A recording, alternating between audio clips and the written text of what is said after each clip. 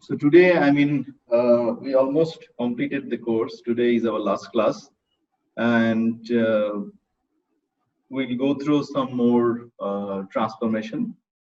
I think that is required for clarifying uh, some strategy to handle non-structured data also. So we'll go through some transformation uh, policies, and then we'll try to understand one real life problem, and together by this the class time we'll try to solve that problem. So the last assignment after this will be having the similar problem statement that we'll go through today. And so that final assignment, as this is our last class, so we'll try to understand the final assignment problem, and we'll discuss within the class time, so that if you have any questions or query related to final assignment, you can ask and we can clarify. So let's just start it. Okay. So last class, we know how to use uh, how to access HDFS file system using Python programmatically, and we already have done loading HDFS file in Spark. We haven't write back the result of Spark to HDFS. Today we'll try to do that, but this is very similar like what we have done for writing files uh, in local file system. So no difference, just the path will be different in the argument. And as I said, we'll do some basic transformation and actions. So we generally use map, reduce, different kind of functions to handle non-structured data. So we'll see some more examples to understand how map values reduced by key or group by actually works, so that in your real life problem you can understand what needs to be implemented or used to solve a particular problem. And then we'll go through go through some more some one example, practical example scenarios or problem scenario, and then try to understand the problem, design the problem, then implement the solution. What are the steps? So these steps will be important for you to understand the final assignment, and also to design and implement that. So that's why this is very important. So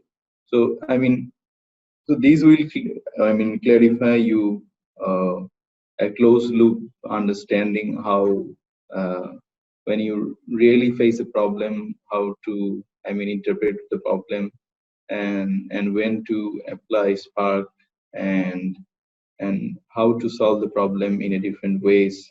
So this class, as this is the last class, so we have to know how to design and implement a solution in Spark.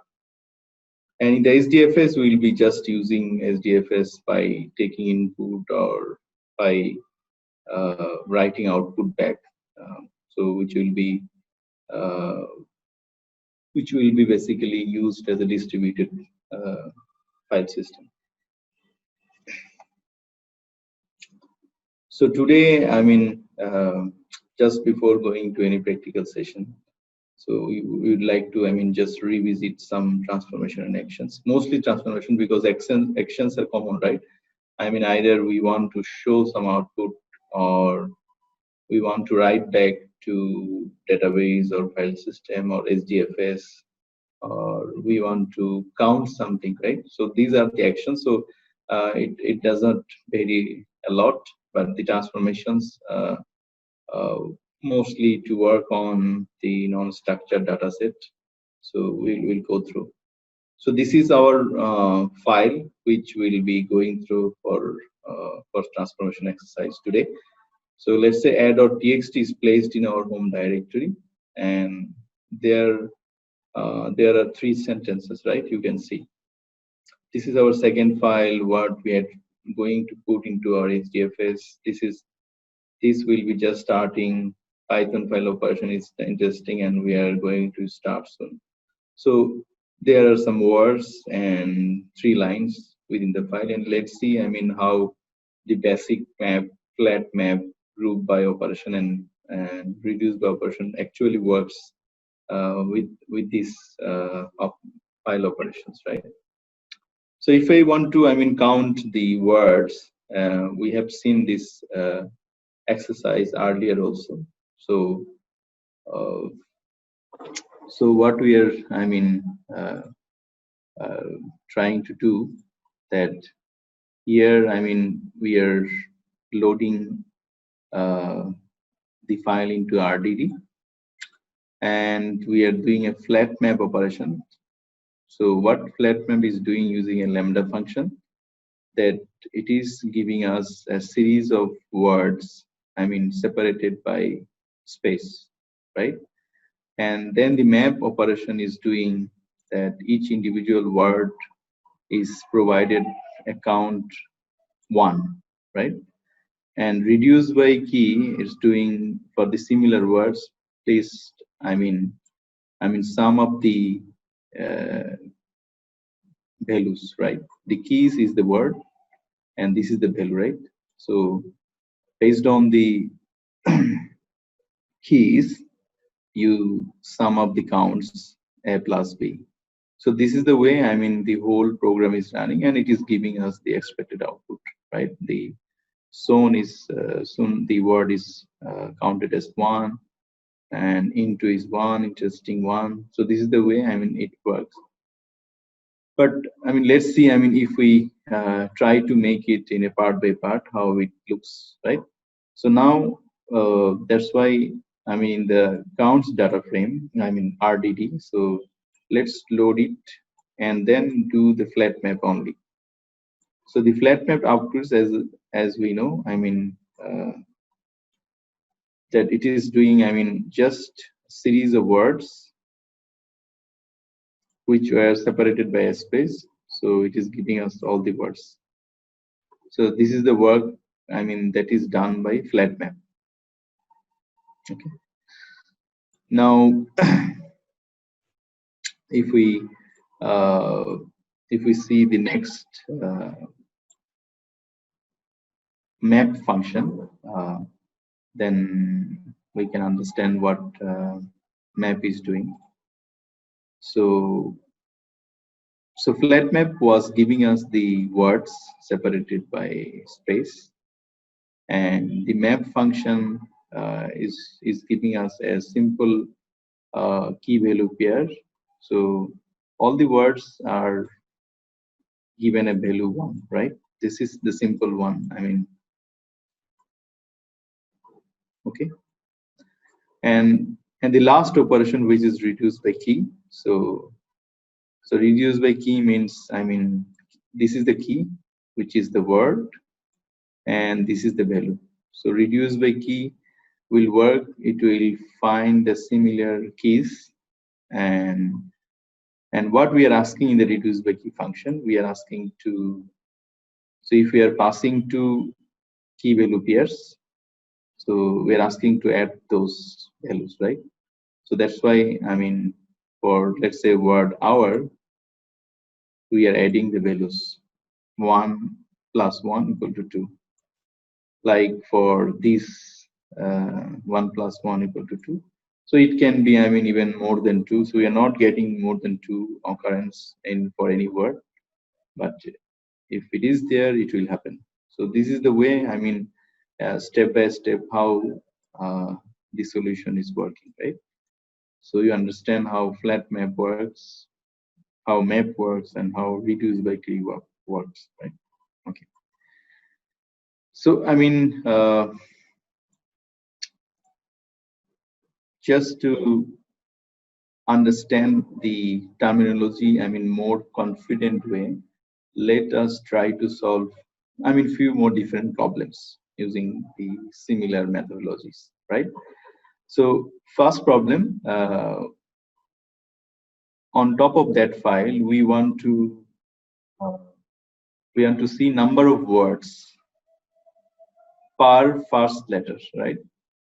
So let's say if there are words, say hours or orange, so we'll be marking as O and we'll be counting as 2, right? So the problem statement is now a bit changed, right? So we want to count words per first letter wise in the word.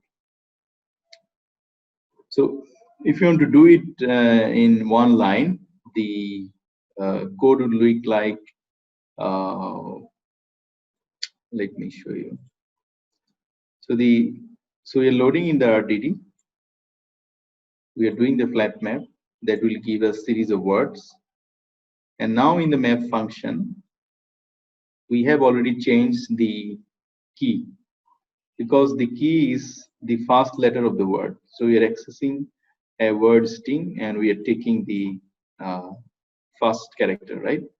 And then we are putting word.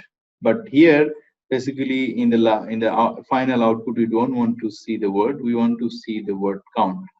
Okay, so that's why we are doing group by key. Okay, see, the group by key will give us, array of words starting uh, with a common character, and then on top of that array of words, we are doing just we are counting the words within that word array. So this will give us the exact results that we are looking for. So len is the length, we all know in Python, and word here is the is the array of words what we have received after the group by key operation. So if for O there are 3 occurrences, so there will be 3 words. So here we'll find 3. After taking the length of the words on top of the group by operations. So what happen if we do reduce by key, right? If we don't use group by key here, and if we use reduce by key, then what is the difference, right? So now in this example, just to show you, and if we do the reduce by key, what will be the output, right? So see, for O, so the string concatenation will happen. So there are 3 occurrences: hour, and operation in our file. So if we use reduce by key, so based on the key, which is the first letter of any word O, so it will concate the words that has been received in the previous operation, right? So we are concatenating. So we are not using reduce by key because this is not what we are trying to achieve, right?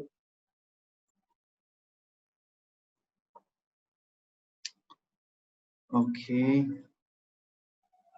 So now let's move to the next slide.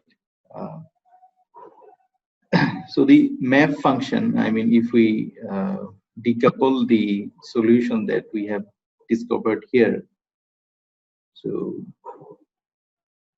let's go through the, okay. So what we are doing, we are flat map, we understand. Let's see the map function, as we have seen that is changed. So the key will be the first character of the word and the word. So it is doing whatever we have asked to do. So first letter and the word, first letter and the word. Okay. So now we are trying to do the group by key. So group by key, if we take only the group by key right here, so you will get the if we run in Python, so you will get an array reference, and you need to loop that to understand per first character wise how many words are there. So that's why I directly put the map values over group key, and for each word in the group by we want to count. So that is the That is the way, I mean, we implemented this one. Okay, so this is the way we have come to the solution.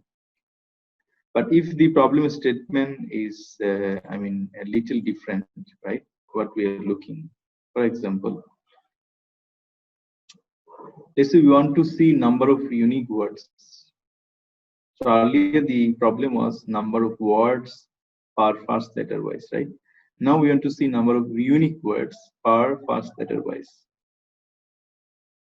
Okay, so the one of the easy solution is to just to while we are measuring the length of the word array, right, in the map values function, we can provide set words, which will, I mean, so initially it will give you the set of words, unique words, and then we'll do the length. This is one approach, I mean, which you can follow. And but is it efficient? So because in this statement we are getting an array of words, and then we are doing the mapping, and then group by key, and in the last statement we are trying to do the counting of the unique words at the last statement, right? So, and here, I mean, we have done the group by key operation, right? Which might occur the shuffle operations across networks if it is running in a distributed mode, right?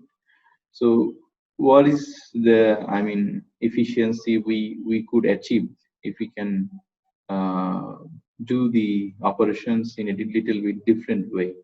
So as the use case is to identify the unique number of words, the unique counts of words. So after the flat map operation, right? If we apply the distinct here, right? Then we should be able to do the group by operations on less number of items, right? So that's what is being done. So after the flat map operation, where we are getting a series of words, we are doing a distinct. So it will remove all the duplicate words, and then whatever we have implemented, we can do. So here we have removed the set one because it's already distinct, and we can count the array of words. So this is the way, I mean, we can do the efficient operation. So the air.doxed file we will be supplying to you within the 8th, I mean, lecture or class material. So you can run all this operation and really see how, I mean, this flat map values group by reduce by keywords. So these are important when you are handling, I mean, non-structured data sets, or you have given a file which is a structured, semi-structured, but you need to do still some kind of operation for loading to data frame or RDD. You can do that.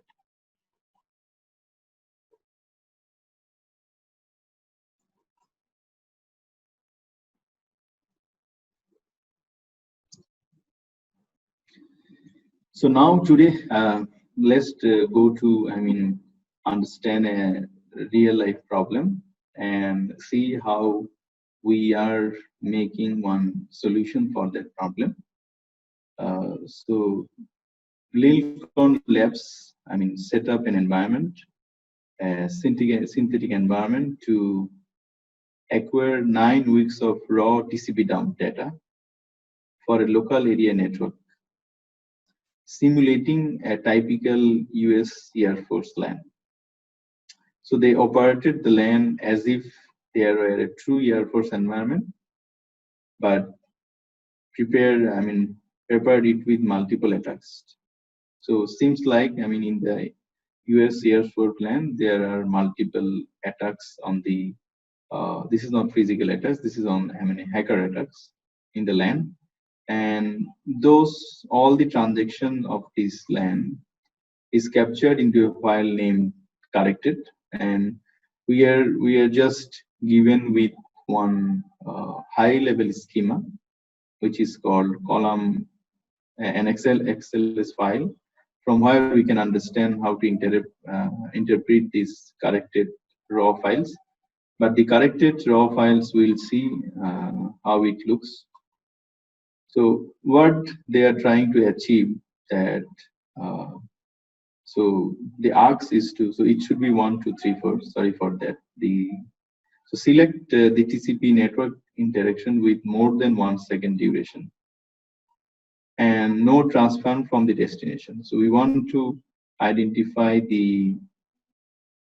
uh, the TCP kind of network interactions which exist more than a second, and but there is no transfer from the destination side.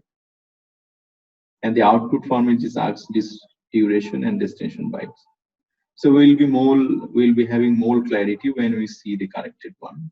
I mean, let's go through the the arcs that we need to fulfill here.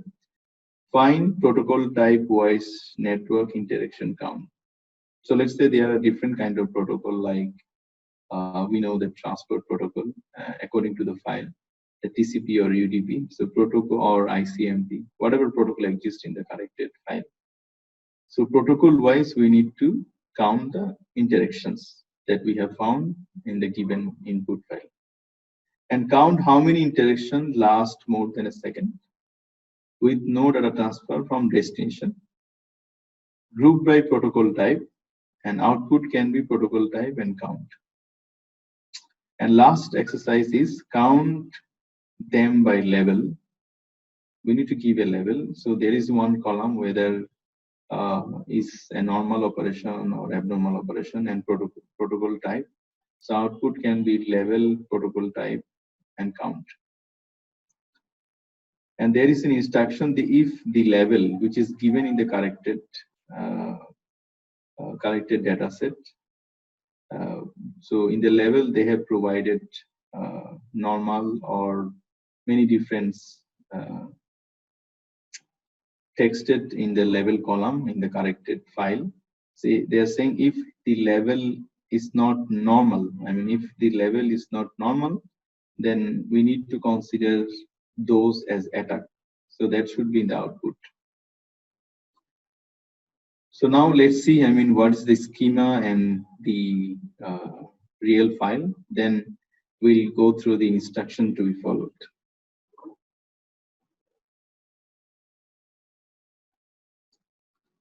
So this is around 45 megabytes. So it's a very small file for Spark to process.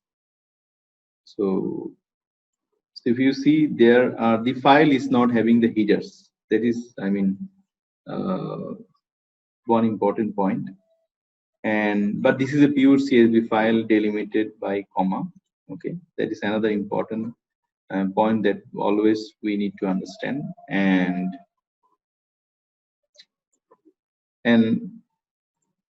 so, I mean, we need to understand what's the columns meaning, right? And that's why they have supplied one schema in the Excel file so that we can understand. So the first column is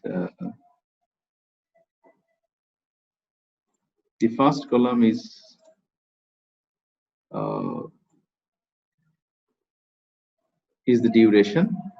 The second column is the protocol type. So protocol type is UDP or TCP, or I mean, it can be anything, whatever in the file. And third is the service, what service is taking. Fourth is flag, and fifth and sixth is the source and destination bytes that has been transferred for the particular transaction. And accordingly, there are a lot of columns which is used, and last column is the level, right? So if you see last column, there are normal and their SNMP, get attack, and different kind of statement are there, except normal also. So if I now go back to the slide and just going through the asks that is been in the slide, that select TCP network transaction. So we need to select the TCP protocol transaction only with more than 1 second. I mean, we have duration in the first column that we need to select 1 second, and if we see in the first column is duration and it is noting it ms, I mean this is a millisecond, the unit is millisecond that is been given, so we need to note that. So duration will be more than 1 second, I mean 1000 millisecond, and no transfer from the destination. So we have DST bytes, right? Already we have seen that. So if we see the DST bytes, destination bytes, it's here. So destination bytes, I mean, has to be those transaction, I mean, we'll be getting from there and will be showing in this format. The second one is find protocol type voice network interaction count. Protocol type voice mean if there is UDP, TCP, or ICMP, whatever. So we need to just count how many interaction has been recorded. This is more simple one. And the third one is count how many interactions last more than a second. So we need to check the duration like the first one with no data transfer from the destinations. And we need to group by protocol wise. So it can be TCP, UDP, or ICMP wise. So, and we need to put the count like protocol wise count, which are more than 1 second, right? And no transfer from the destination site. And the last one, the output is the level, whether either is a normal, or if it is not normal, we need to make it attack. So we cannot directly give output, I mean, whatever is, so we cannot give output like SNMP cat attack, whatever it is in the file. So we need to convert it to a simple attack format. So either it will be protocol wise, will show the normal operation, how many, and then how many attacks protocol wise. So that is the axe. And one of the challenges, our file is not having any headers.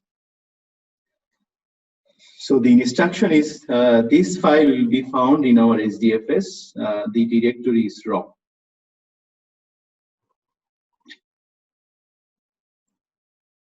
So the directory will be the raw, right? And process all the outputs in Apache Spec standalone cluster mode. So in the last class, we know, I mean, how to assign a job in a local mode, how to assign a job in Yarn cluster, and also Spark standalone cluster has its own cluster manager. So it is asked to do this operation in a standalone cluster mode. So Spark cluster manager will work to manage the resources, right?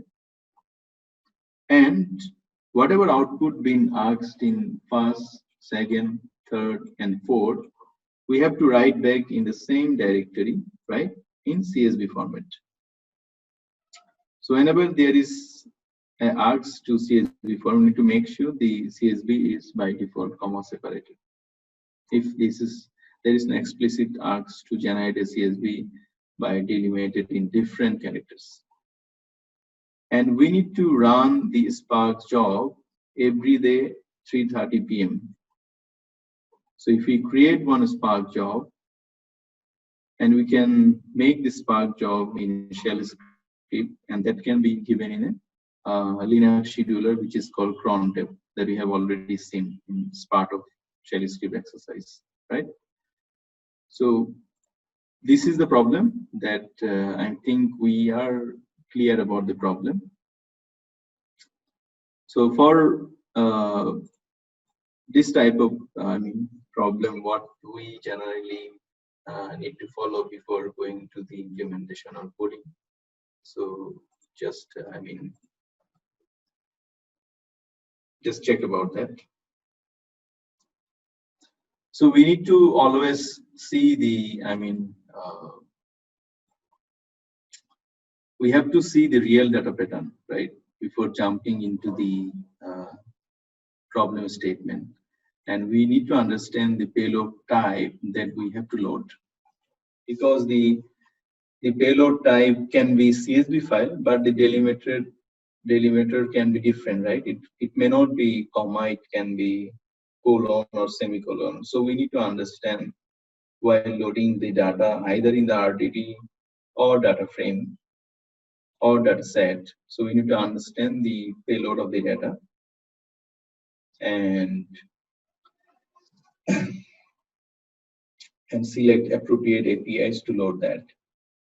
And also try to identify whether we are directly loading into RDD or we can use data frame capabilities. So, that needs to be decided. Identify required data type and unit. So this is another important point. So whenever we are loading data in a data frame, so the data frame is basically a structured data, right? So we can handle structured and semi-structured data in data frame, but whenever we are loading, so it will give you a specific column and it will infer a schema by default, whatever it will sense, float or string, based on its intelligence. But if you need to change it, you can change it. So we'll see. So there are many ways to change data type, which is automatically sensed by data frame. So we'll discuss one method within the example, but there are other way around also to change the data type. And you will find lots of good reference in the slide pack. So you can go through and understand other ways to change the data type, which is, required sometimes, because in many cases, even Spark can note your integer data type as a string, and maybe you need to change it to make sure that operations are happening in the right direction that you want to see. And another is, let's say in a data file, it's not a 48 megabyte, it's 48, let's say, terabytes or gigabytes that you are processing. But the problem statement that you are looking for, it's only related to couple of columns, right? Not related to all the columns. So for our problem, if we see the how many columns we need to interact with, right? So that is, not that much. So duration, yes, we are handling. Protocol type, handling. Service, we don't see. Destination byte, yes, we need to deal with, and the level, right?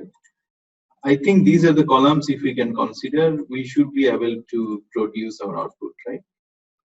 Just go through the. So duration, destination byte, protocol type, count anyway, we will do count based on the args. Level, protocol type, yes, right? So, so if we load it to a data frame, right? And if we discard, if we create one new data frame where we are discarding or dropping all these unnecessary columns, which is not being used in our execution, so that will make, make us a better performance than if we continue working with the whole data frame, right? Or RDT, whatever we use. So that is, another important things that we need to consider for the efficiency, right? Because a Spark, if you are not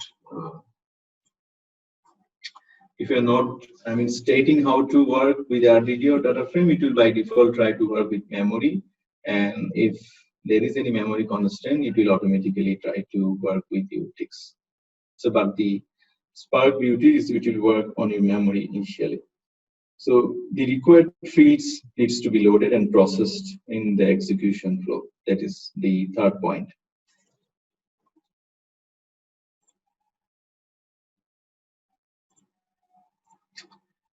And and of course understand the input output format and location. So for our case, the input and output is plain CSV, so no issues on that.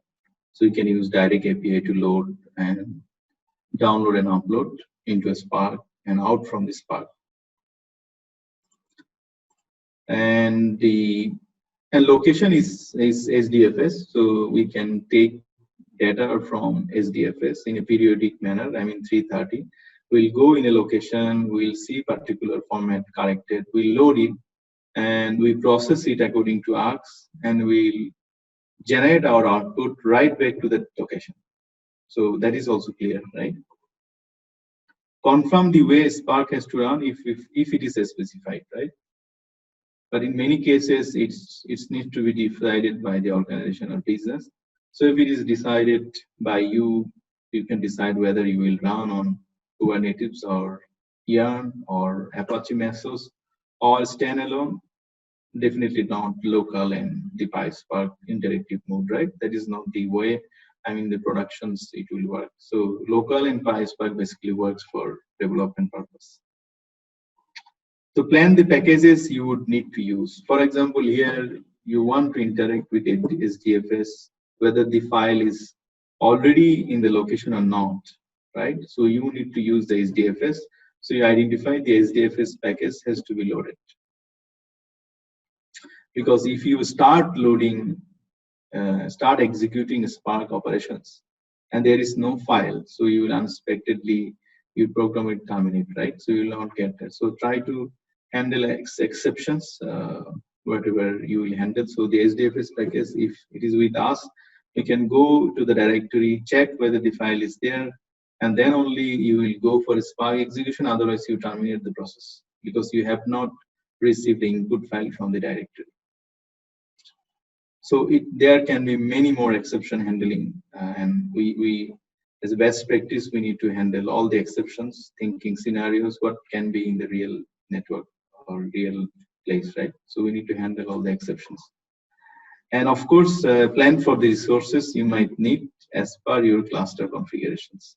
So if you are loading with 48 gigabytes or terabytes data to be processed, so you need to also know how many workers and I mean master nodes or executors will be running in the process, and what is the default executor and driver memory, or you think that to process that one, so you need to assign a customized driver or executor memory based on your analysis. So you can also assign either in the Spark default configurations or only for this program you can assign. So there are two ways. Whenever you are assigning the Spark Submit program, that is the one way, and another way, whenever you are creating the Spark context or Spark session object class, we should be able to define the parameters, I mean driver memory, executor code, driver code. Those kind of resources you could mention within your program or before running your program based on the data you are handling.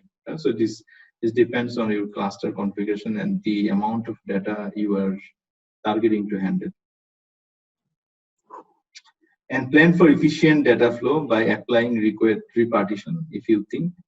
So by default, I mean in your cluster, if you are having in total, let's say 2 workers is running, and it is having 2 cores, CPU cores per worker, so you are having 4 CPU core, right? So whenever you are loading a data, so by default, Spark will do 4 partitions based on your CPU core.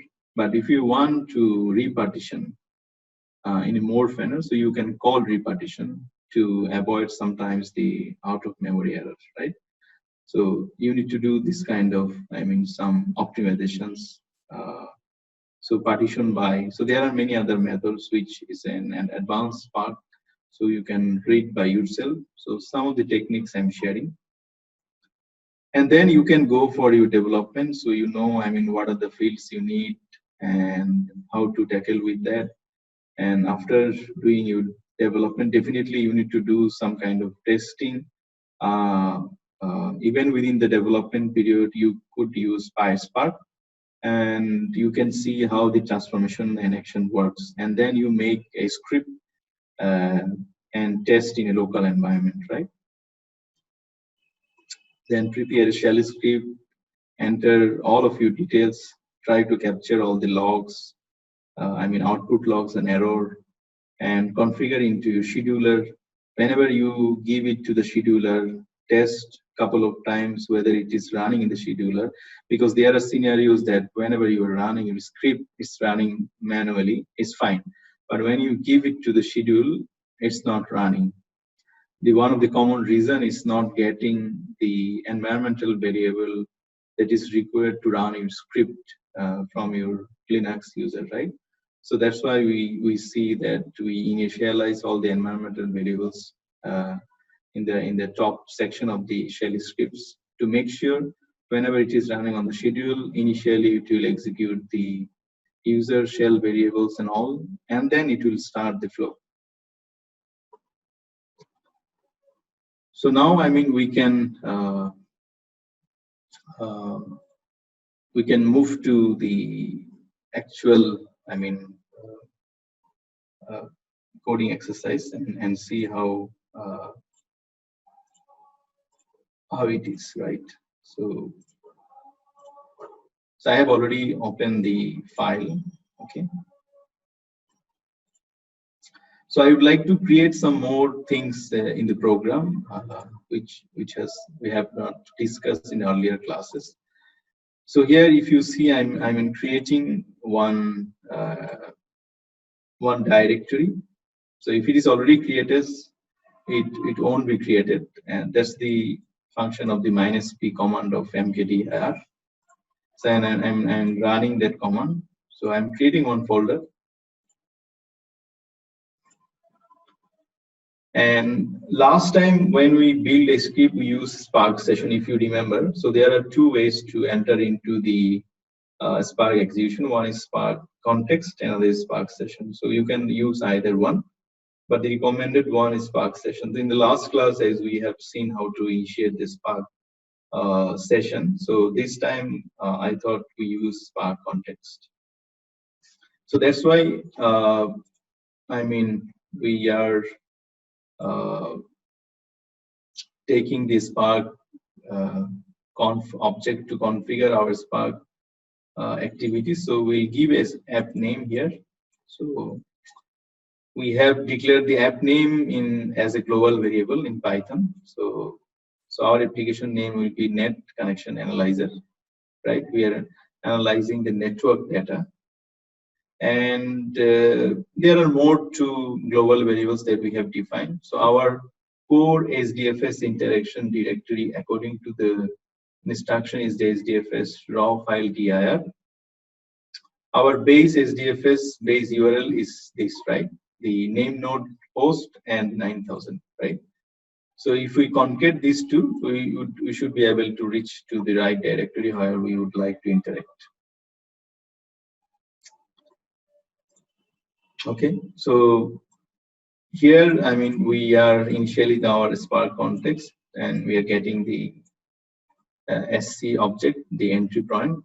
From there, we are initiating or taking the SQL context, which will be used to do multiple activities on data frame.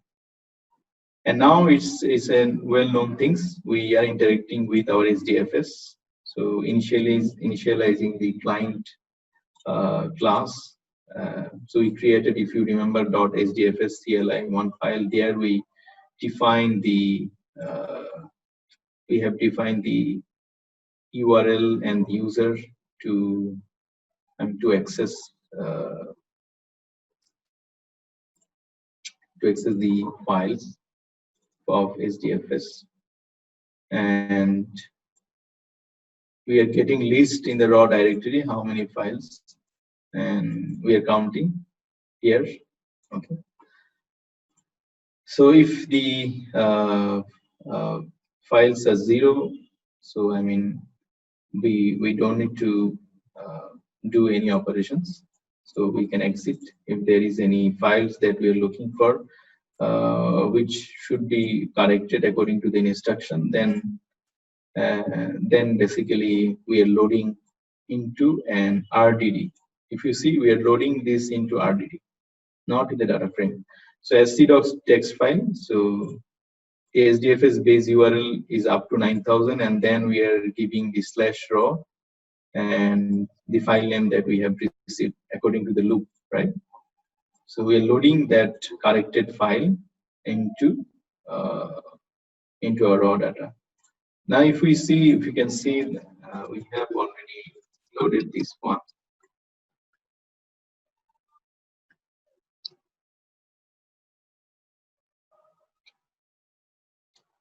So this is the file, right? So I hope we are reaching here. And only if it's corrected, then we'll be. If there is any other files that is located in the same directory, so we are not initiating an RDB. That's what the checklist is given here. And if you are not getting at least one file named as corrected, so we are also, exiting from here. Okay. So that's what we have explained in the design section. So now, we are trying to, because one of the key problem is that we'd like to show here that we haven't seen the column names in the file, and also we would like to make sure that whatever columns we'll process, that columns data types should be accurate according to our expectation. So we are running one lambda operation. So we are mapping based on the semicolon, right? Because it's already loaded in raw data. So we do have map operation running on that data set and loaded in CSV data, right? So on top of that RDD, so we are doing another map operations that for each row, the columns we can access through this P, and the P0 is the first column that we are naming at duration, and P1 is the second column. We named it as protocol type. Those services flags source bytes are not required, for just for the exercise purpose. I have taken few additional columns, but actually it's not necessary according to the ARCs. And the destination bytes is according to the given data set. We see the exact data type will be the integer. There is no floating data type, we have seen. And this RDD, we can pass to the SQL context object to create the data frame. So our resultant, data frame will be having the column name, duration, protocol type, service, flag, source byte, destination byte, but yet we haven't considered the level one, right? So let's see. We can create one more RDD and then convert it to the data frame with the level column. But for at least couple of, out of 4, 3 assignment can be done within this interaction underscore df. And to run these SQLs, so you're creating one temporary table. This is another method. So either in earlier case we create temporary view, right? Now we register temporary table. This is another way to create, a table on which we should be able to run the SQLs, right?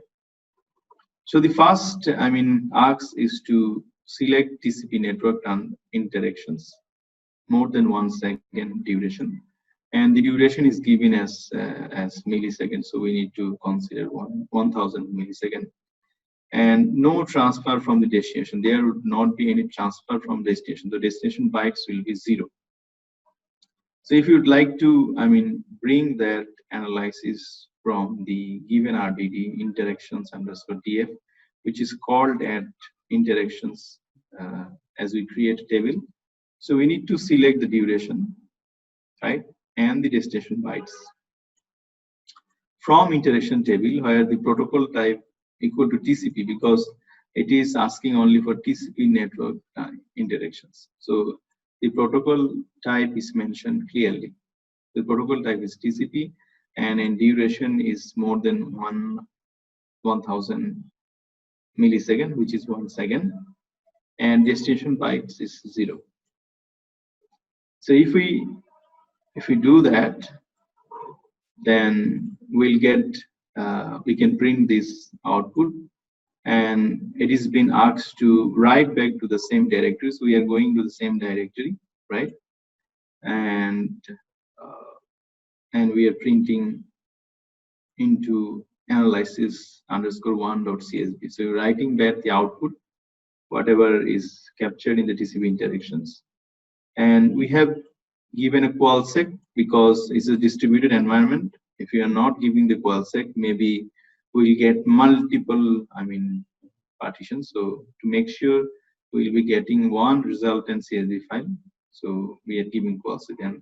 And we have seen this strategy in earlier class also. And we are giving the override method. So just to make sure that if we need to do that, so we can give, otherwise we can omit giving the override.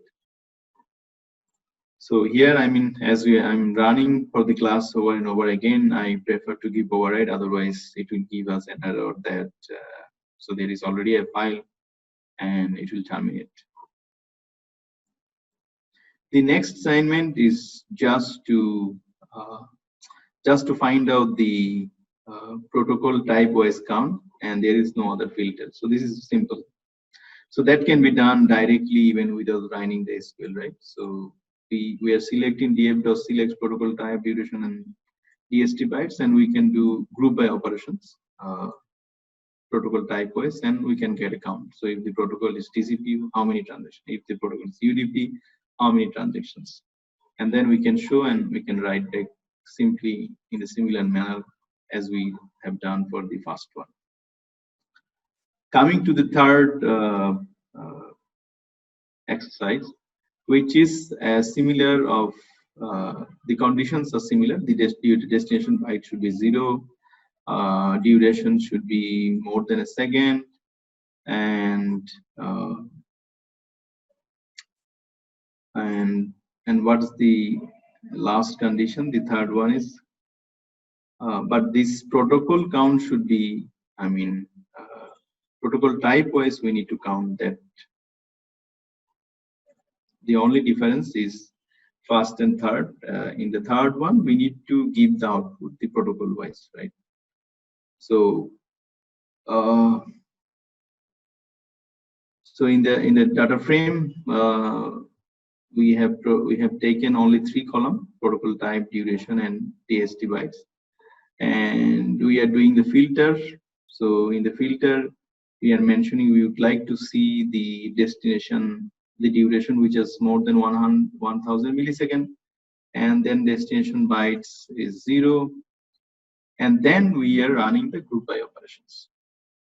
So this is the efficient way. If we do other way, that will also workable, but that will not be efficient, right? So we need to apply a reduce by key or group by key, this kind of operations after doing all the filtering or ensuring the uniqueness or distinctness, and then we should apply the group by operation and take the output.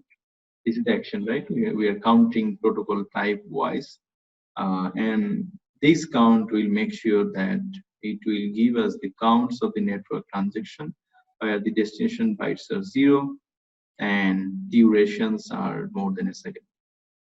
And we are writing back in a similar way in the HDFS. Now the ask is we need to provide the provide network transactions as a level, right? And there can be 2 levels. One is normal, and any other transaction which is mentioned in the level column. If we see that there are normal and SNMP get attack, there can be any other syntax, but other than normal, we need to consider as attack. So how to achieve, how to take that, if we need to show normal equal to 10 attack equal to 1000, how to show that, right? So now from the CSV data, which is already mapped semicolon wise, on top of that, we are accessing each row, and we are building one RDD where we are trying to give us the column names and data types. But here we are constructing a column named level, right? And the level column is the last column, 41th column. So that column we are accessing using P41, and we are calling a function get level type, right? So if we go to the function, it's a very normal function. If we see the level P41, the row, specific row, that column value is, if it's not normal, I mean, then we are returning attack. So in the level field of that particular row, for this is called, if it is not normal, then it will put attack. And if it is normal, then anyway it's normal, right? The simple function. So in this way, in particular, this RDD will be having per transaction wise either normal or attack. There will be no other I mean level available in the data, right? So now if we create one data frame and we do simply a group by on the level and count, we will be getting attack and the normal operations. So this is the way, I mean, for each row, if we need to change some levels or if we need to do some kind of operations, this function can be a complex operation that you would like to achieve, right? So you can derive that function, pass that value each row wise, and manipulate before creating a data frame, right? So this is the way, I mean, we can ensure that some of the rows data in a particular form we'd like to modify. It can be a KPI calculation that we want to see. So this is the way we can manipulate in existing value of RDD, and then we can create data frame, and then we can apply different kind of operations that is being asked. So now, whenever we have done with the data frame analysis, and now we are going back to the SDFS and we are writing. So and finally, we are calling the Spark context to stop, because this is the best way to implement graceful shutdown, and it will make sure that the Spark context is releasing all the resources, CPU memory, so that any of your job which is running but waiting for the resources, they can utilize. So this is another thing that I would like to show. It's better to stop it. So generally it will stop, but in many cases, one of the class we have seen that there are resource constraints in the Spark standalone cluster running. We have already seen this kind of scenario. Because in the middle of the run, if you remember, I tried to manually interrupt the job using Control Z or Control C, but still those jobs are running in background and block our CPU memories, and that's why we would not be able to run, because we have very few CPUs, right, in Spark in our VM environment. So it's better to stop it. I mean, so let's see the whatever we have discussed. So first, I would like to, before going to the transformation that we have seen initially, as we discussed the exercise, let's do it now. So, I mean, we can verify the, okay, so this is the file. It's loaded in SDFS. Right.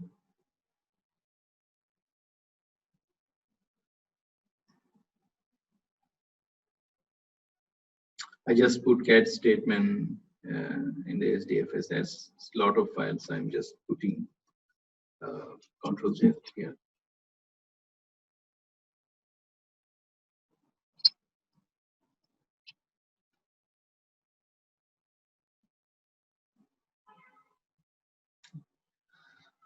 File is there. It's around 45 meg.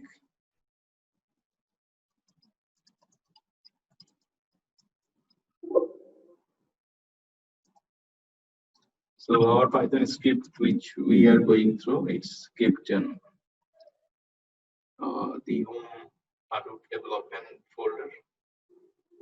This is the script which I'm explaining in Python.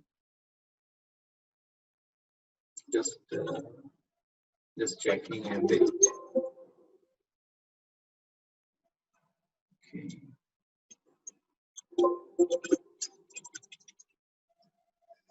So if we go to the solution, so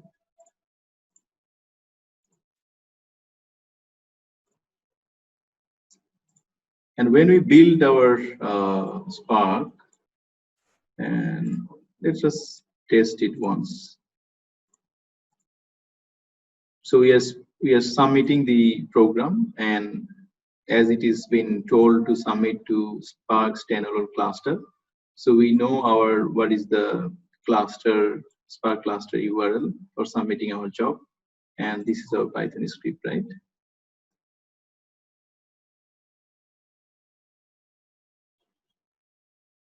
So before that, anyway, we have to check whether our SDFS and Spark worker or masters are running or not.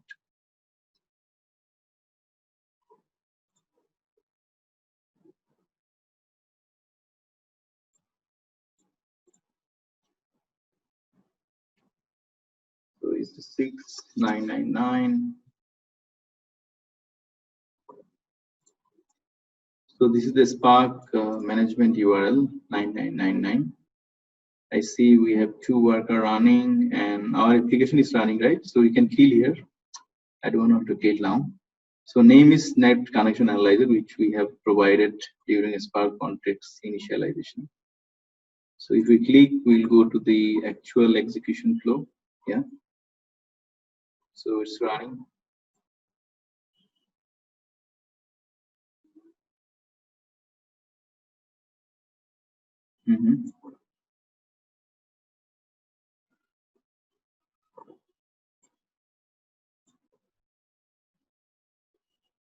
So I think this is our first assignment.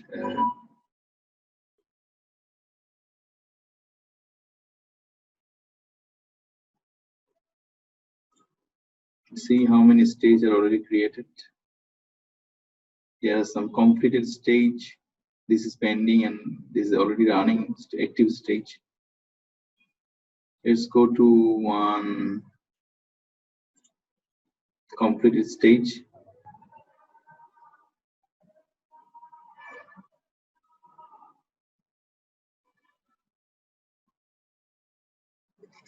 In the completed stage 1, so there is only one task. One executor is assigned for one task. And this is the back visual, I mean, how it's loading and doing the transformation.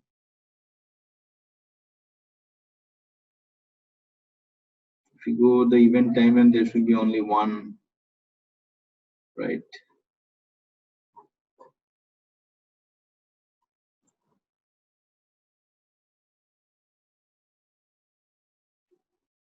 Okay.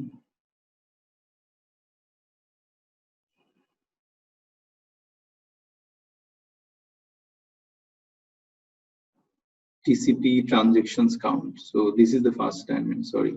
So the first one is to find out the TCP network interaction more than 1 second.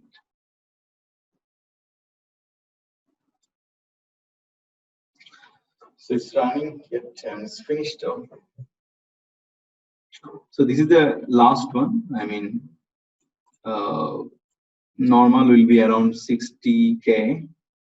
and you see the attacks are more than, I mean, 250K, right?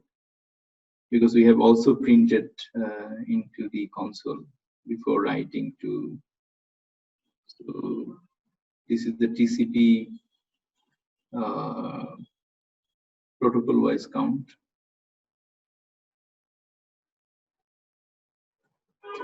Yeah. So I mean, we have already written those into the SDFS.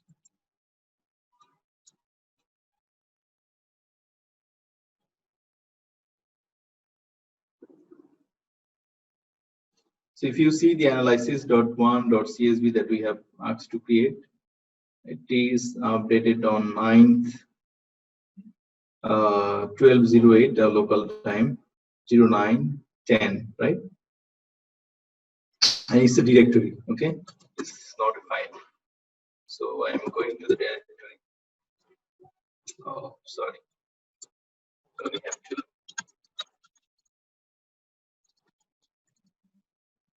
Okay.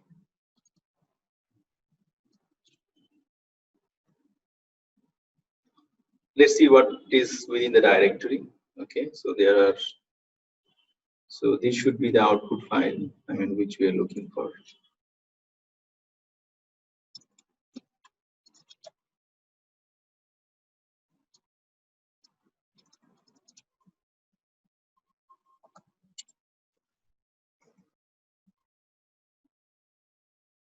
Yeah, the first assignment is to provide the duration and byte.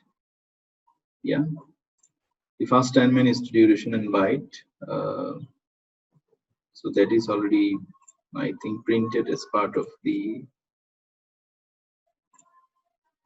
It will be duration and the destination bytes more than 0.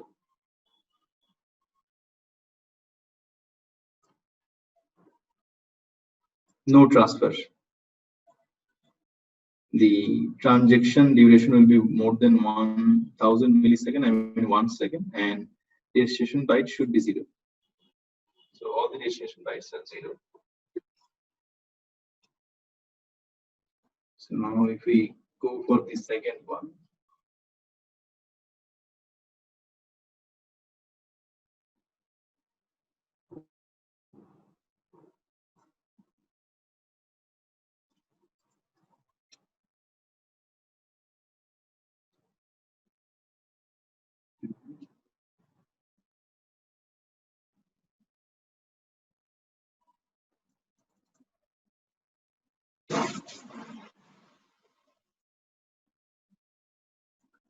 second one should be protocol type. So we found total 3 types of protocol is enlisted there: TCP, UDP, and ICMP, and the transaction counts. There is no filter applied.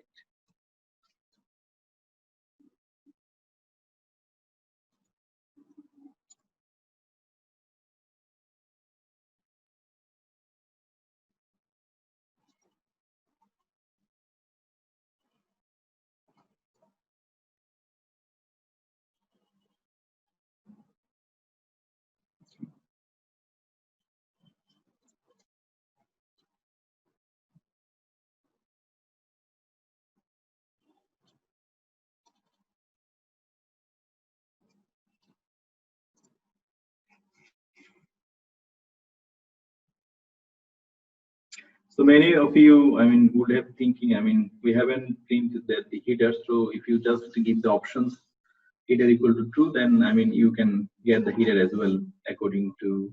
So the options is not enabled. That's why we are getting on the data. Now going to the this is the third assignment, right? Just go to the third assignment.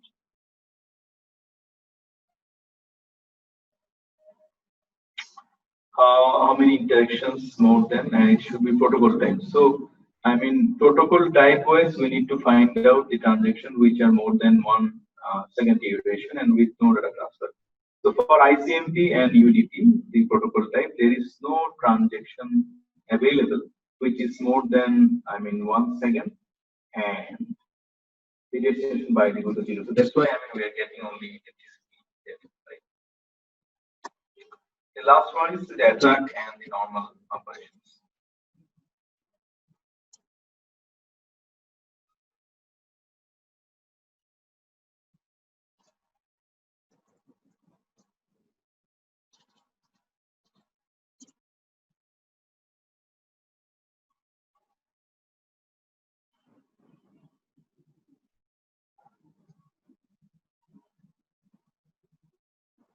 This is the last one where we are labeling our non-normal activities. So non-normal activities marked as a dark, and this is the output. So now, if we need to do into schedule, so there is so we have to run this job every day 3 p.m. right? Okay. So that's why it's better to create one shell script. So our shell script, the user, Hadoop user, the shell name is bash. That's why we're initializing and telling the shell script that this is a bash script, and we're initializing the variables that that is better to mention. So all the variables of Hadoop users are, if you remember, has been defined. We can check just for now once. What are those?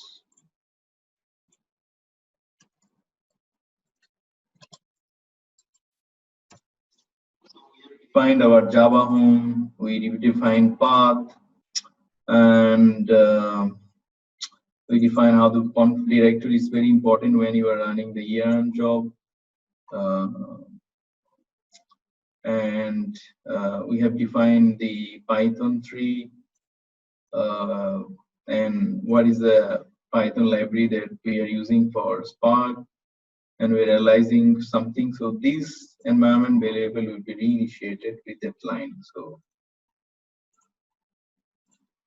and we'd like to take or generate one log file so that we can get output and error, whatever it happened from our script, Python script. All the logs will be received in that file, and later on, we can use that for our debugging or investigation, right? What happens if job fails?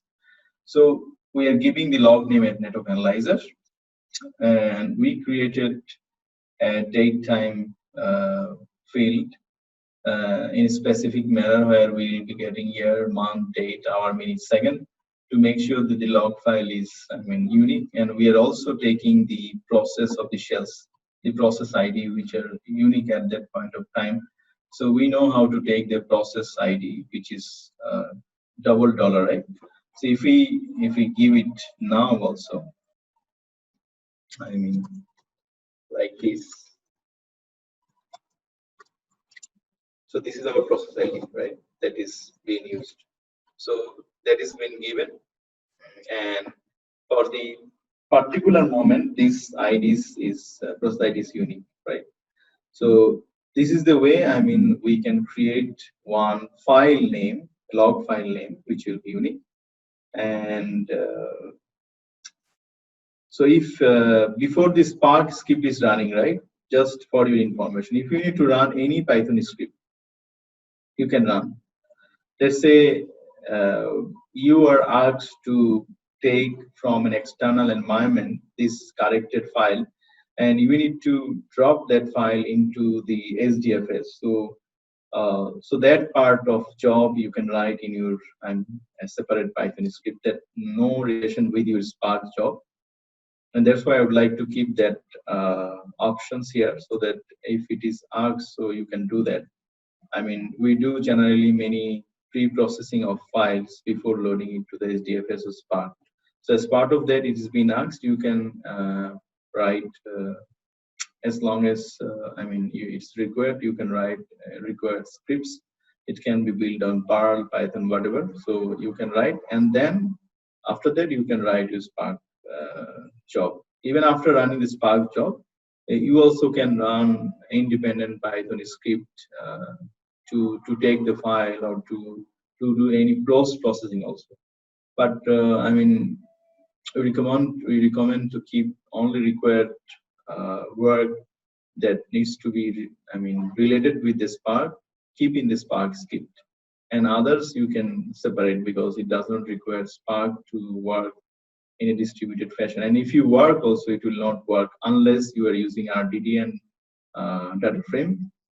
Your other Python script will not be working in a distributed mode, right? So So that can be separated. So this is an example. We don't have any pre-processing or post-processing in our example. So we are running the network analyzer. We are asking to give 1 means output and 2 means the error. Please give it in a consolidated way and put it into my file. So T is a command which it will get all the data and put into the file. M means in the append mode. Okay. So I mean, this is the way we can create a log file, and this script now we should be able to give in a cron trap entry, right? So if you run cron trap -e, and as we are asked to run in every day 3 p.m., so 15 is the hour. 3 p.m. means we will be running, so there is no minute specified, so that's why we are running 3 p.m. 00 minute, and this will be star because we know these are day, month, or specific day of a week. So as it will run every day, so we will provide star, and we are giving our script that we have in built shell script. So this is the way, I mean, it will run on the specific day 3 p.m. And it will also take the logs so that if something goes wrong, we can identify what's went wrong and we can fix that, right?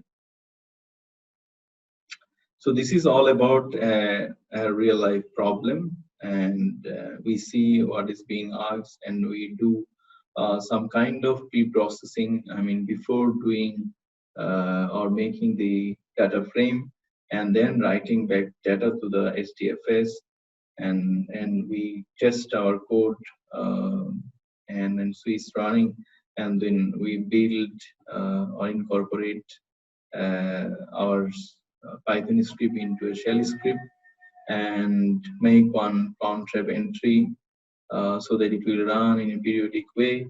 So if you need to add any pre or post processing, which does not require data frame or RDD operation, so you can decouple it and call it as a pre-processing or post processing, and you can add within your shell script so that your jobs are done, right?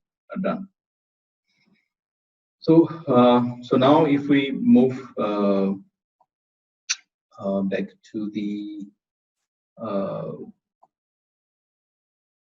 transformations and actions, I think these transformation actions as the outputs and command syntax are already given, but still I can show you. So.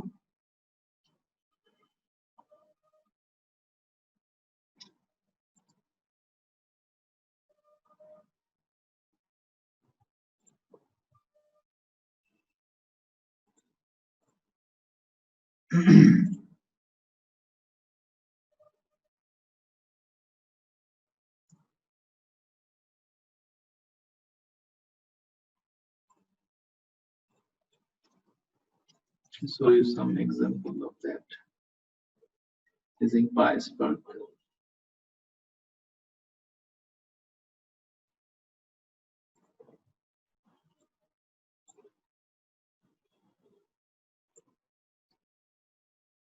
Importing the SQL context library and setting up the SQL context object. So I have given one extra space, so Python is saying no, this is an indentation error. Indentation is one of the pain point. If you're not maintaining equally, then you would face some error.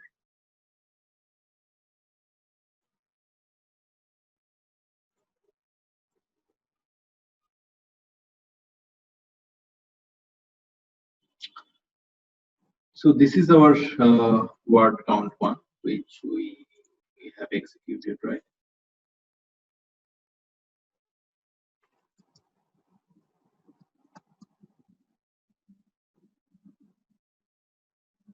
So in our add.txt, we have seen these are the sentences, 3 sentences, couple of words. So I'm going to run this. So this is simple word count. If we do only the flat map, let's say what's the outcome?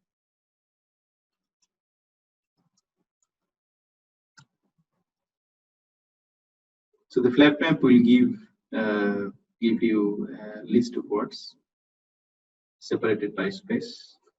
Okay. And when you do map operations,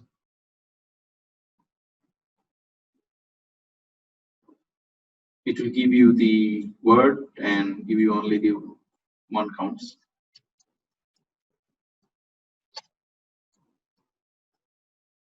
Okay, so still, I mean, this is mapped to a key value pair. Now, if we do the original exercise, right, including the reduce by key, I mean, that is the outputs that we would like to see already. Yeah. So going to in a different modality, I mean, the number of words per first letter, not the unique one. So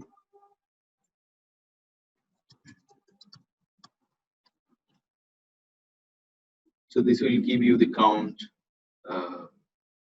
of words. It's not the unique one. First letter and the letters which started with that letter, just the count, right? If you do this similar operation using reduce by grid, just to understand what will be the output. So let's say for I reduce by key, and what we asked to do, we just asked to concatenate the value. So here our value is not word, our value is the it's not the numbers, is the words is our value. So on the value level, it is as it is a string, that's why it's concatenating. So is a word, into is a word, is another word, interesting. So all with I, which we have found that's 4 here. So it is just giving you as an output. So if this is a problem that you would like to, I mean, address, then you can use group, I mean, reduce by key.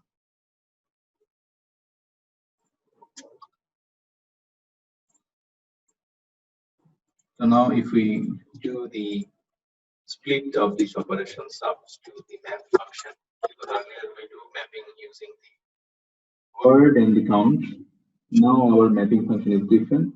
We are doing the key value pairs for the first word and the word. This is our map.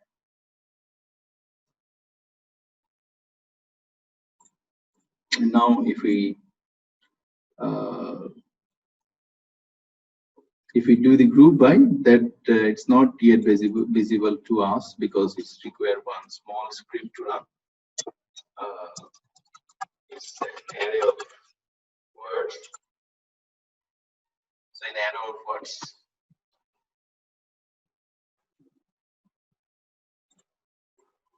So in the array of words per first letter, if we do if you manipulate the size of the array, that will be the expected output. But if we need to calculate the unique words, then we need to, I mean, put the set function in the word so that it will consider only the unique set of the words. So if you see for the I, it is reduced to 3 because it is having is 2 times, right? So it is making one set and then compare, I mean, counting. It's already reduced. But this is not the best method. I mean, we can pre-partition.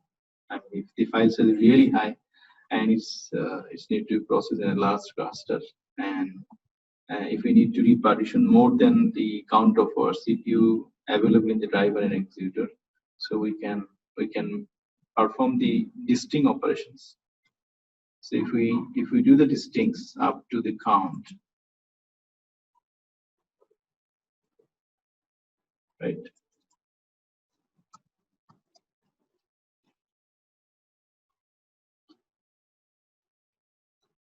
So is only found at single time, right? But if we are not doing the distinct one, see what will be the output.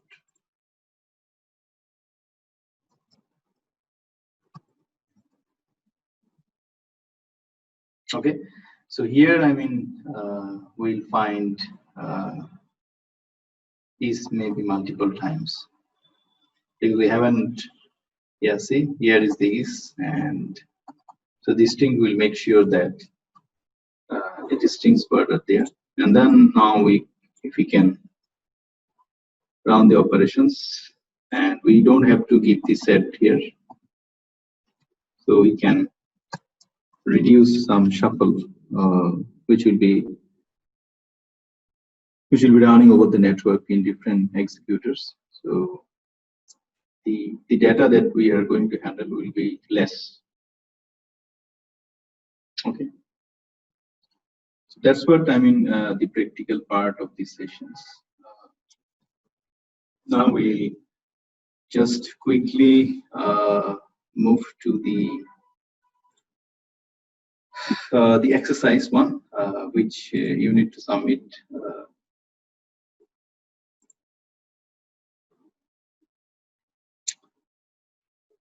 So we all know that the COVID-19 pandemic is ongoing and the worldwide, and almost every corner of the world is impacted globally. So you are given with the COVID-19 data set collected from the internet to do certain analysis, right? So the raw data name will be COVID analysis underscore dataset or CSV. And the schema is self-explanatory, meaning when you see the CSV file, you should be able to identify the column names and the data type, whatever it needs to be processed. And the following analytics shall be done. So month and year wise, month, year, and country territory code wise. So please derive infection rate and death rate. And the output format is also given for a couple of rows. So month, semicolon, year, semicolon, country code, semicolon, infection rate, semicolon, death rate. This month is September or October, year is 2020, and this the country code is given according to the file, and infection rate. And there is a formula given for the infection rate. So you need to divide the cases by test performed into 100. This is the infection rate. And death rate is deaths count divided by the case count into 100%. So consider raw capture file will be loaded in SDFS/assignment directory in hourly basis from external program that you don't need to consider. So think about one external program that you don't need to consider, which you will write this file, updated file, into the assignment directory of SDFS/assignment. Process all the output in Spark in a standalone cluster mode. So you need to run the Spark submit program standalone cluster mode. Store all the results in SDFS. So you need to, if it's not there, you need to create one directory/output, the same name, and then you will be writing your result back in a CSV format, but you understand the CSV format delimiter is the semicolon, it's not comma. So output file will be CSV but delimited by semicolon. And you need to run that Spark job every hour, at 15 minutes. So every hour, 15 minutes, your job will run, pick up the file from this directory named COVID analysis, and it will run your analysis, and it will put the file back to the output directory. Okay, so now if we see the file type, just to understand the assignment one. So this is the CSV file.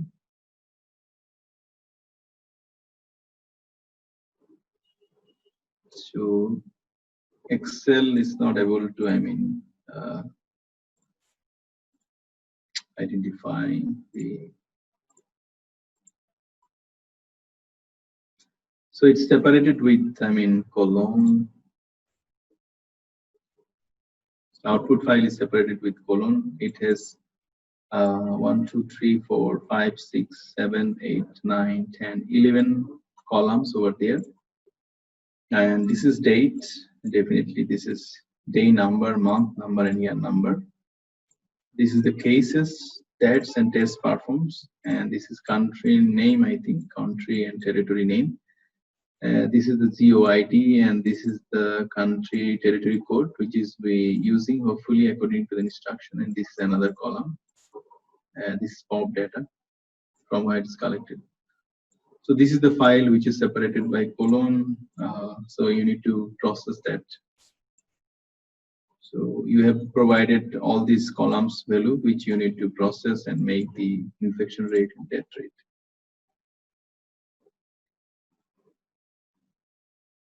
Okay, and the output of the assignment, I mean, how it needs to be submitted is, I mean, so in your output, you will be giving one Python script like this, and you can create one cron rep entry.txt. So there we'll see how you will, I mean, provide the contrib entry like this. And also you will create one shell script, I mean, which you will be running as part of your instruction. So there will be 3 files which we are expecting part of the solution. And what is the file naming convention that, I mean, Mr. Ibrahim will share. Maybe we can follow the SML 1 and 2, whatever you follow according to the instruction, you can follow that. Yeah. So that's all. I mean, if from my side, and as this is the last class, so according to the, I mean, within the slide, and from my side, thank you all for your patience and attending regular class. So I'm sharing my LinkedIn profile here, my email for any further contact. And if you have still any problem doing your exercise, I mean, you can create some comments or flow here, and I'll try to respond, I mean, in free time. So that's all, Ibrahim. I mean, we can, I think, go for questionnaires, I mean, related to the lecture as well as related to the assignment. Yeah. Okay, sir. We can start the question answer part. Yeah.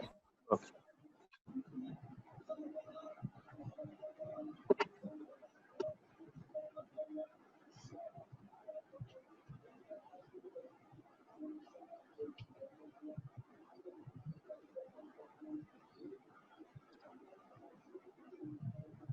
So shall I go to the questions that I received in the chat box, or I mean, you will give us floor to the participants, I mean, if they have any query.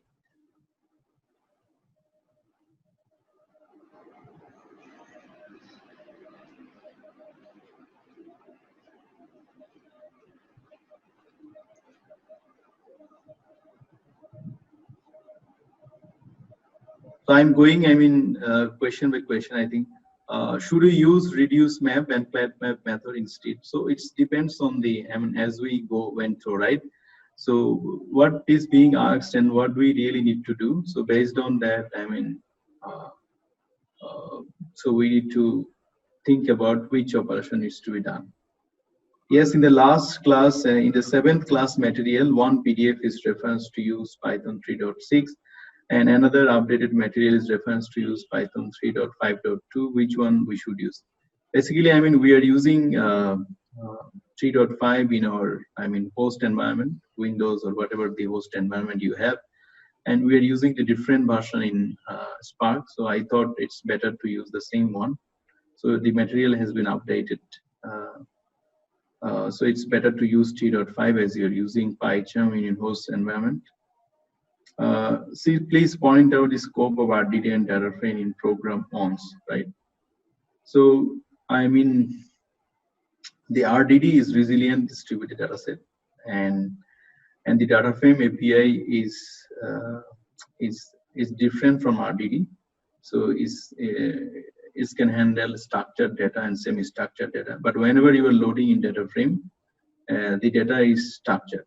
Either it will understand your own schema by default, or it may not understand, but it interpret your, I mean, data in a certain format or data types, which you might need to change, and you can change the way we have, seen in the example, and there are more reference in the reference section of the slides. So there are other way also to change the data type. So whenever you are running your data frame, so underline it's definitely converted to RDTs while running in execution. So, but the fundamental things is whenever we are dealing with non-structured data. So anyway, we have to deal with RDD in most of the case and do some pre-processing on RDD, and then when you see the data in a schema format, then you can take it to the data frame, because when you load it to the data frame, you can utilize the data frame's capabilities to run multiple operations in object by object format. Also, it supports the SQL interface, so it's give you an easy interface who are not related to even MapReduce paradigm, right? They can also use the SQL syntax on data frame. So that's the capabilities and the difference between RDD and data frame. Could you please share all the files that you have used? Yes, we'll share. The real practical examples, the data that we are using, Python script, shell scripts, cron tab entry, and also add.txt file that we have performed couple of transformations and actions. So everything will be shared. Thank you. Why you are using Python 3.5, that is already explained. Difference between machine learning versus big data. Okay, good question. So big data, so there are two parts we already know, right? Distributed computing and distributed processing. Sorry, storage, right? So it's nothing to, deal here. There is nothing to deal with the machine learning. Even, whenever we are doing or using machine learning, we may not deal with big data, right? We may deal with certain gigabytes of data. If you see the COVID-19 data sets around the globe, it's not yet that much unless we will go to the genetic level data pattern, right? It's yet, very small amount of data, I would say. If it is even a 1 terabyte, this can be even processed using traditional method, right? That we are using, that not require big data. But your machine learning data set can be really very huge, right? For example, whenever we are trying to search Google, whenever we are typing, the suggestions are coming, right? So it's coming based on a lot of data set being analyzed. Your own behavior is already analyzed, and based on that, it is suggesting you. It's one kind of AI that is being used. So there, machine learning is used. So the data you are having and the operation you are running. So machine learning is kind of computation, and the computation you are using the machine learning technique or not, that is different, right? That is different and depends on the use cases.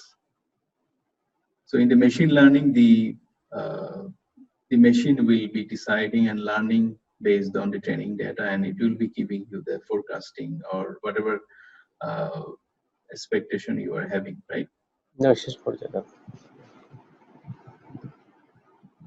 To solve the assignment, I'm afraid about environmental setup with my PC of 4 GB RAM, right? Okay. Yes, this 4 GB RAM might be difficult, but I would suggest you to create at least one VM, which will be, and in the one VM, you will create one worker for Spark, you will create one master, you will create one data node, and you will create one name node, and accordingly, you can define your replication factor. But still, you should be able to do all the jobs, no issues. If you have resource limitation, because you will know, how to do that. In a cluster environment, the procedure will be same. What we have written in the PySpark program, is it running parallelly? We need not tell the Spark run it parallelly in our program. PySpark will run parallelly. Whenever you are running PySpark, So it will search your configurations. So we know, I mean, how many workers we have. So it will run accordingly. But whenever you are starting PySpark, so you can define to run PySpark in local mode also. I mean, see the PySpark dash help. You will get the parameters which you can parse with PySpark. I mean, PySpark space dash help. You can see. So there you can control also if you want to run PySpark in local mode. You don't want to, I mean, run the program in a cluster mode. Can you please tell us about the assignment 2 shell scripts? What is the unique shells? I have omitted. So, I mean, I haven't looked into the assignment, but if I understand your question, Mithun, correctly, that so I mean in a password file, so there will be users in a maybe first column, and maybe in the nth column you will find the shells, right? The shells can be different per user or common. So you just need to identify the nth column from the shell, and you can put the unique command on top of that. You will get the unique shells. That's simple. Does Python, I think 3.4 work? As I have installed, I found Spark 2. Yeah, Python 3.4 will work. No need to change. It's not mandatory. It will work with your, if you are not facing any issues, it will work. But there is a problem with Python 3.6 with Spark 2. About the final assignment, we get the access to VDN server? Because maybe not all we have the great pieces to test all the output. So as I said, I mean, if you have any resource limitations, so you can create only one Linux VM. You can create one worker, one master, one data node, name node within one VM, and you should be able to do the exercise. Because 45 megabytes of data, it's simple to process. Elasticsearch perform big data processing in the backend. Yes, sparse Elasticsearch perform big data processing in backend. These are also part of some big data tools, but I'm not sure about FSC Solar because I haven't used that. Elasticsearch, yes, it's been used, but in the backend, whether it will run in which environment it's running is depends whether it's using the big data or not. Yeah, I think Ibrahim, I have went through the questions that been received for today's session. So if anyone is having any specific question to ask, I would love to answer that.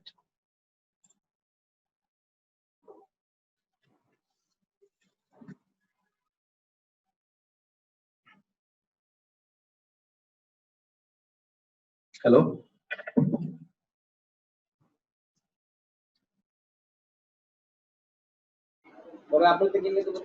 Sir.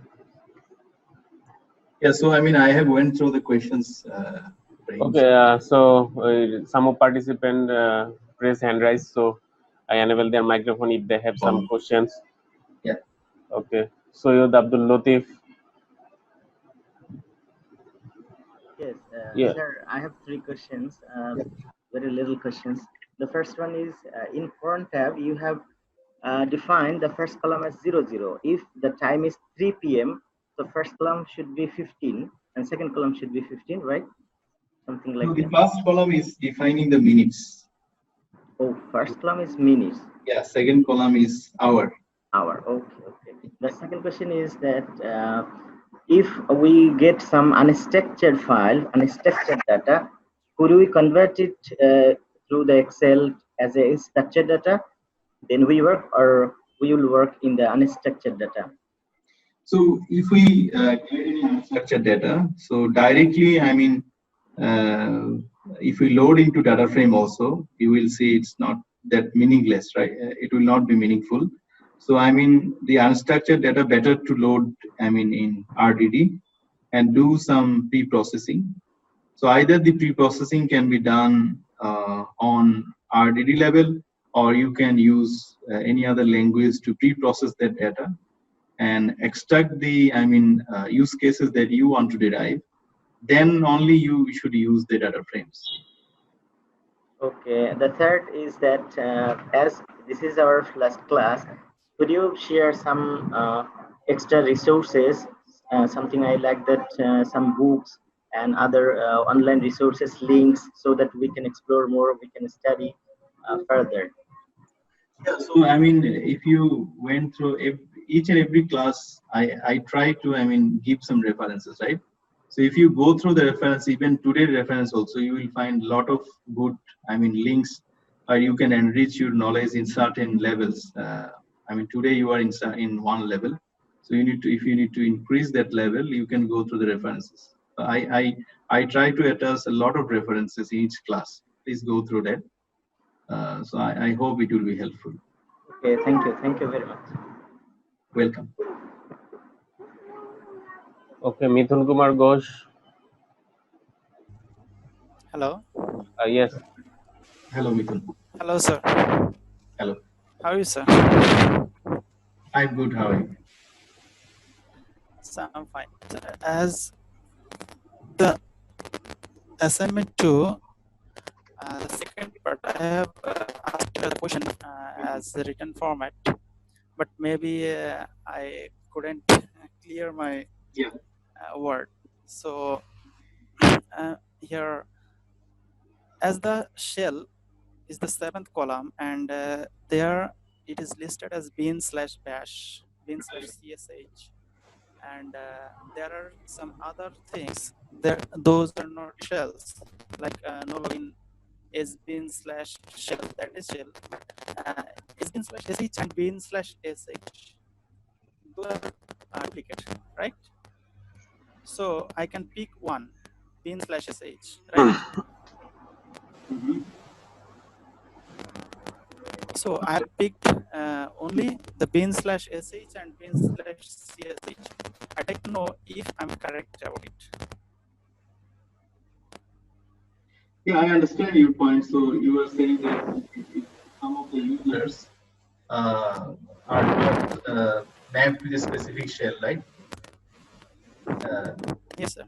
Yeah, but those, so in our input data, right, in the program, if those user may not be, I mean, captured with a duplicate user, right?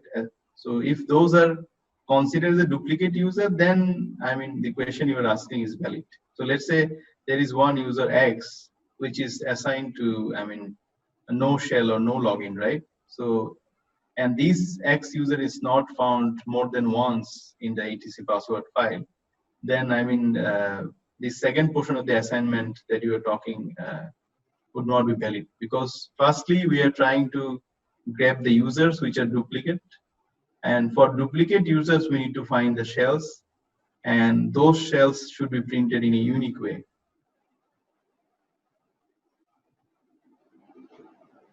I'm talking about that. The duplicate users, they are using shells like bin/sh and sbin/sh, bin/no login, like that. Mm-hmm. Okay, but I mean, we haven't asked that for. I mean, what you were saying, I understand, but I will try to see. I mean, we haven't thought that scenario. So I thought, I mean, whatever you will get in the shell column, you will consider that. That was the expectation. I mean, otherwise we would be, I mean, providing specific inputs to that. But this point we'll try to consider, because no login is not a shell. Yeah. Yes, sir. So both way Thank we you, sir. will consider test as a passed. Okay. Yeah. Thank you. Okay, Najmul Ahsan. আসসালামু আলাইকুম sir. Walaikum salam. Sir আমি বলতে চাচ্ছি যে আমাদের তো big data কোর্সটা করলাম, এখন স্যার সামনে আরো কিভাবে এটা আরো ইমপ্রুভ করতে পারি, বা সামনে মানে এটার কোরিলেটেড বা কোনো কোর্স আছে কিনা বা ডেভেলপ করার জন্য, এটা তো মানে বেসিক একদম। So Nazmul, thank you. I mean, what you were asking, you understand that we are going to complete the course today.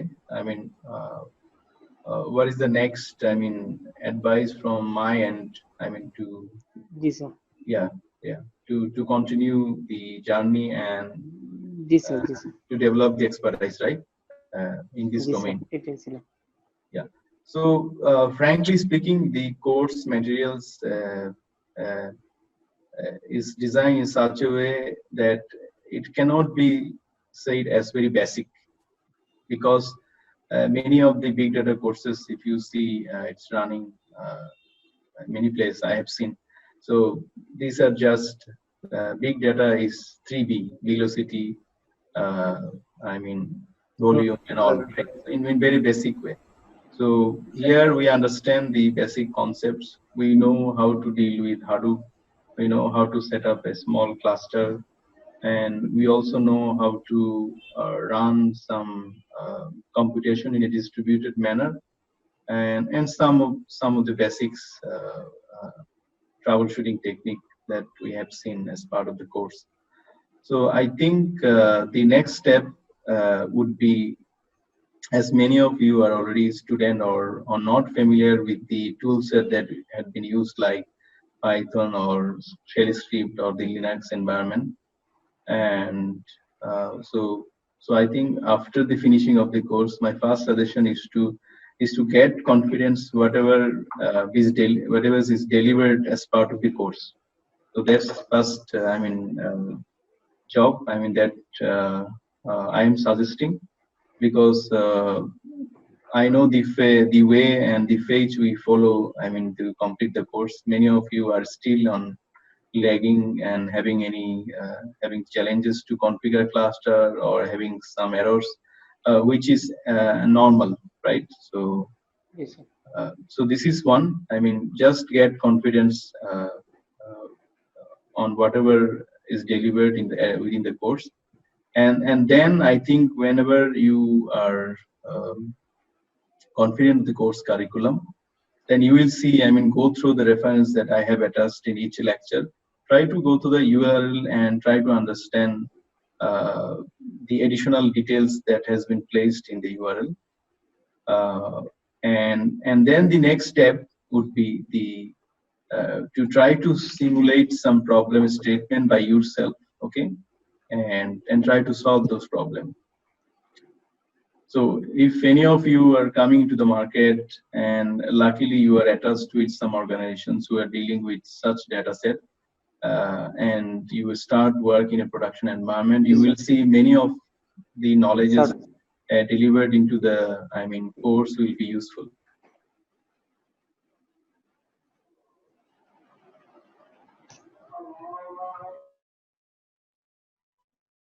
And if you have any challenge or question, you can still, I mean, I'm giving the different context here, so you can reach to me. I mean, I will try to support, I mean, in my free time.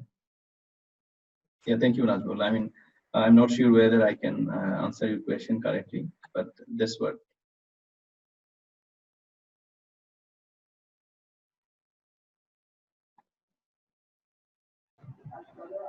Okay, Mithun, have you any more question?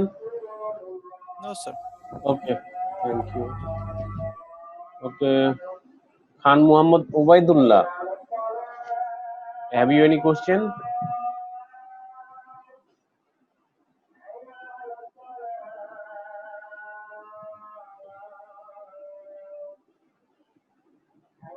Okay, so sir, we can close the session today.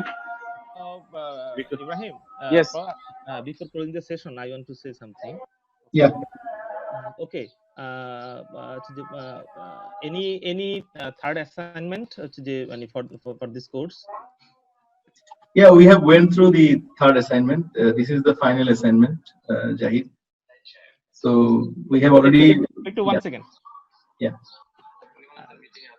Sorry, আমি একটু একটা call শেষ করতেছি। হ্যাঁ, please, call us. Yeah. So this is the final assignment, Jahid. We already went through the final assignment, the sample file and procedures, because we won't have any time for clarifications. Okay, okay. Then today, I would like to thanks all of you, including the participants, to participate in this daily course, Introduction to Big Data, conducted by Engineer Palash Gupta. I'm really grateful to Palash Gupta for his time and the course material and his wonderful presentation and course material preparation. I hope all of you finds a good learning about big data, Hadoop, Spark, Python, and so on. I appreciate who has participated in all the classes and managed time to complete the exercise, and do participate in the quiz and submit the assignments. There are another assignments you have to done. You already informed from the course teacher, and will share through email by the Ibrahim. And I will welcome you all to prepare for the final exam too. After the final exam, we will share the final results and then announce who are receiving the certificates. And you already know that the first 10 topper will get a award of €100 each. And as this is the last class of this course, and we are not going to any other extra class or extra sessions like this online the meeting. If you have any other queries or any requirements or any you want to say or you need anything, we are all time in email. You email us to the through, and we will try to answer you all of the queries. And through this, I will officially going to conclude this to the last class, and uh, best luck all of you for the final exam and the last assignments. Okay. And any concluding remarks from the Palash? If you want to say any concluding remarks, please. Thank you, Jahid. So, first of all, I would like to thanks to all participants. I mean, in my experience taking this course practically on in online, so I know how difficult for many of our participants who are, I mean, very new to Linux, because when we are starting with Linux in our student life, we understand how much SSL, but still, I mean, I was involved with many of the participants in many unofficial group. I saw the way participants, the students are taking over, and the way they are learning. It's really, I mean, extraordinary and exceptional. So I hope if you are facing a problem, don't leave it. I mean, try to Google, try to reach to your friends first, and try to solve the problem, because this spread will really need whenever you are entering into the market or you are doing job. So and uh, and I'm really sorry. I mean, if I cannot answer some of your question correctly, or if there is any difficulty, I mean, explaining a specific topic. But please reach out to me if you have any question. I will try to help you out uh, uh, whenever I have free time. Uh, and thanks especially to the organizing committee, Mr. Jahid, and especially to Mr. Ibrahim, because he's a very hard-working guy. I mean, supporting me background for all the activities that we are running. So, and thank you, especially the CEO, sir, of BDRAN. So, I mean, I may not, he is not in the class maybe, but all of you, I mean, giving me the opportunity to share the practical knowledge that we generally use in our real life uh, problems to students and the professionals. So thank you all. Stay safe, stay home. That's all from my end. I would like to invite from participant if anyone want to say or any comments regarding our these 8 classes. This is the last chance you want to say or any comments. If not, we will going to close the session. Okay, 2 participants already press hand raise, so I enable their microphone. Please. Mr. Abdul Latif.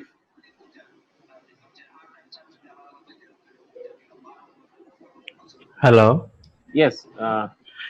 At first, I'd like to thank Engineer Palash Gupta sir for nice demonstration throughout this course.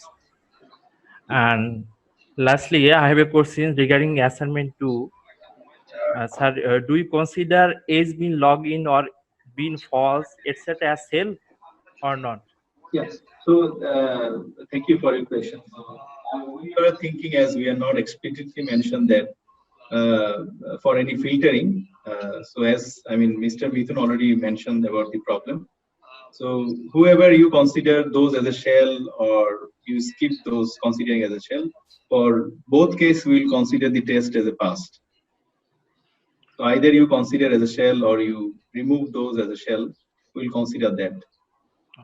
Okay, sir. Thank you. Yeah. Thank you very much. Okay, Nazmul Subahan. Nazmul Suhan, yes. প্রথমে আমি ধন্যবাদ জানাতে চাই আপনাদেরকে sir, মানে অনেক সুন্দর একটা কোর্স আমাদের উপহার দেওয়ার জন্য, এবং স্যারকে অসংখ্য ধন্যবাদ অনেকগুলা ক্লাস নেওয়ার জন্য, অনেক সুন্দরভাবে বোঝানোর জন্য। মানে প্রথমে এতটা এক্সপেক্ট করি নাই যে মানে একটা কোর্সের ভিতরে এত কিছু শিখতে পারবো বা জানতে পারবো। ধন্যবাদ স্যারকে এবং আপনারা যারা এটা নিয়ে কাজ করছেন এবং আমাদেরকে একটা সুন্দর কোর্স উপহার দেওয়ার জন্য। ধন্যবাদ স্যার, এইটাই। ধন্যবাদ আপনাকেও। চাও। ওকে ওকে, মাসাদুর Rahman.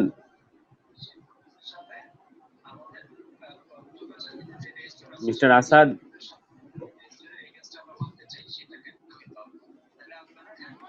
Mr. Shibullah. Yes. Hello. Yes. I want to thanks BDN, and I want to also thanks Mr. Palash Gupta bhai for your great presentation to us. That's all. Okay, thank you.